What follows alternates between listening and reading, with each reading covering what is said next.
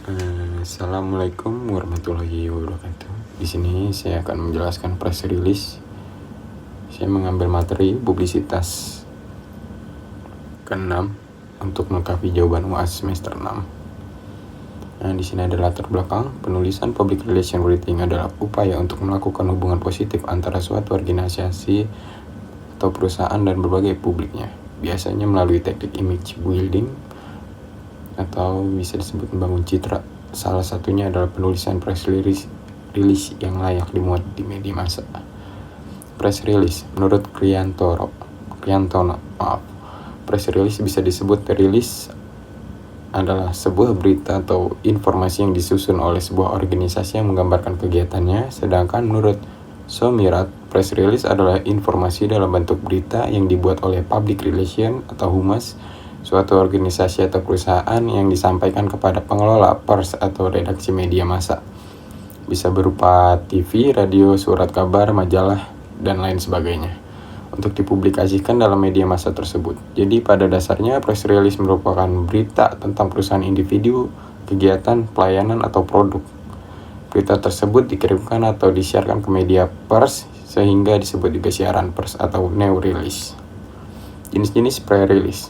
Jenis-jenis press release secara umum, press release dapat dikelompokkan menjadi 3 jenis, yaitu basic publicity release, product release, dan financial release. Namun setiap media massa mempunyai kebutuhan dan kepentingan masing-masing yang tidak selalu sama dengan media lainnya. Di sini jenis-jenis press release. Yang pertama, basic publicity release. Basic publicity release, topik press release jenis ini adalah segala informasi yang dinilai mengandung nilai berita bagi media massa. Praktisi PR harus pandai dalam membuat berita dengan cara membuat event-event yang menarik. Misalnya ketika terjadi peristiwa gunung berapi meletus atau gempa bumi besar yang melanda Yogyakarta, PT Kereta Api Indonesia Persero, daerah operasi 6 Yogyakarta menggelar acara bagi-bagi selimut dan obat-obatan untuk para pengungsi. Yang kedua ada product release. Press release ini berisi informasi tentang produk perusahaan, misalnya peluncuran produk baru, perubahan nama produk, dan lainnya. Yang ketiga ada financial release. Tidak semua perusahaan menganggap penting informasi jenis ini.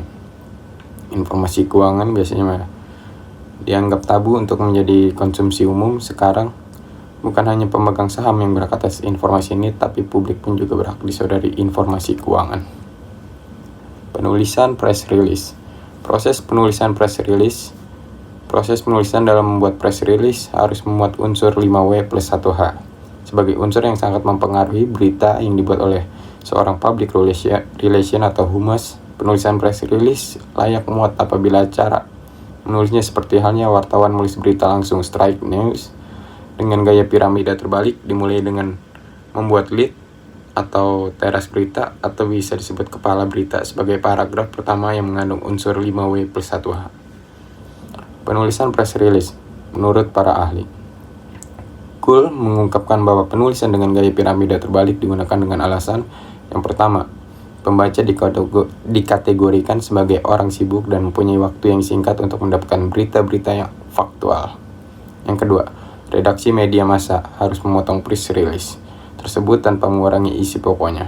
Yang ketiga, redaksi tidak mempunyai cukup waktu untuk membaca keseluruhan press release sebelum redaksi memutuskan dibuang atau dipakai rilis tersebut. Mereka harus tahu dengan cepat apa keseluruhan isi rilis tersebut. Di sini ada press release menurut para ahli. Teknik-teknik menulis rilis yang baik menurut Kriantono adalah sebagai berikut. Yang pertama, menentukan suatu tema. Yang kedua, buat sesuai piramida terbalik. Yang ketiga, rilis harus informatif. Yang keempat, hindari pesan-pesan menjual. Yang kelima, paragraf singkat. Yang keenam, format jangan ditulis tangan. Yang ketujuh, identifikasi. Yang kedelapan, tanggal rilis. Yang kesembilan, waktu pengiriman. Yang kesepuluh, pilih media pengiriman yang tepat. Yang kesebelas, pilih aksesori yang menarik. Yang ke-12 undang media. Yang ke-13 tulis eksklusif. Yang ke-14 beri tanda di akhir rilis. 15 jangan salah ketik. Yang ke-16, pertimbangkan rumus 7 unsur yang sangat mempengaruhi: subjek, organisasi, lokasi, keunggulan, penerapan, rincian, dan sumber. Tujuan pembuatan press release. Tujuan dibuatnya siaran pers atau press release oleh perusahaan adalah memberikan informasi resmi mengenai kegiatan peristiwa yang terjadi, perkembangan baru atau sikap organisasi kepada media massa dan khalayak yang berkepentingan. Yang kedua, memperkenalkan suatu produk, layanan, atau fasilitas baru kepada orang banyak. Yang ketiga, menyampaikan sikap resmi organisasi, bisa dukungan atau tantangan atau keberatan terhadap suatu peristiwa, kebijakan, dan lain-lain. Yang keempat, menyampaikan ajakan untuk melakukan atau tidak melakukan suatu aksi. Yang kelima, menyanggah atau membantah atau mengklon. Yang keenam, membantah atau meluruskan rumor yang mengandung ketidakbenaran.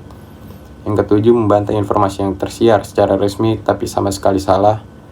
Yang kedelapan, meluruskan informasi yang tersiar secara resmi tetapi tidak mengandung kekeliruan atau ketidakjelasan. Yang kesembilan, membuat agar publik tetap tahu akan keberadaan suatu institusi.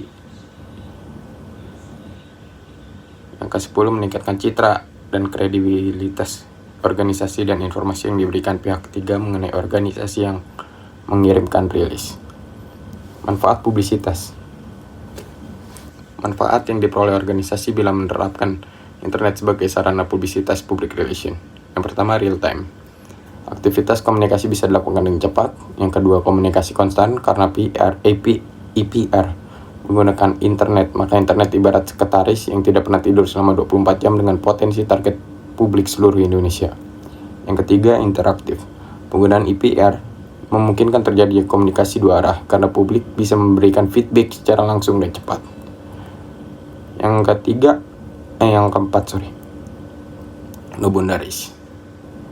Tidak ada batasan komunikasi dalam IPR sehingga bisa terhubung kemana saja selama ada jaringan internet.